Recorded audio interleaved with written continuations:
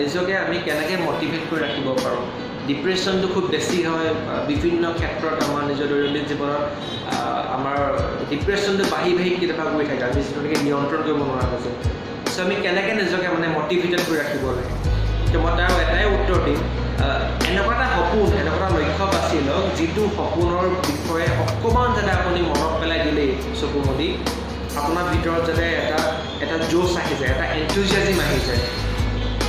আৰু যিটো লক্ষ্যই নেকি আপোনাৰ ভিতৰত এটা এনথুজিয়াজিম এটা এক্সাইটমেণ্ট আনি দিব নোৱাৰে তো তেনেকুৱা এটা সপোন ৰাখিওতো লাভ নাই চ' গতিকে সদায় এনেকুৱা এটা সপোন বাছি লওক যিটো সপোনে যাতে আপোনাক ব্যাকুল কৰি তোলে আপোনাক যাতে খুব এক্টিভ শক্তিশালী কৰি তোলে মুহূৰ্ততে আৰু যেতিয়া আপোনাৰ জীৱনত বিভিন্ন বাধাৰ সন্মুখীন হয় বিভিন্ন ইতিকিং অকলশৰীয়া অনুভৱ কৰে বিভিন্ন ক্ষেত্ৰত মন বেয়া লাগে ডিপ্ৰেশ্যনত ভুগি থাকে তেনে সময়ত আপুনি সদায় আপোনাৰ ভাল লগা সপোনটোৰ বিষয়ে খন্তেক অকণমান সময় দিব আপুনি দেখিব যে আপুনি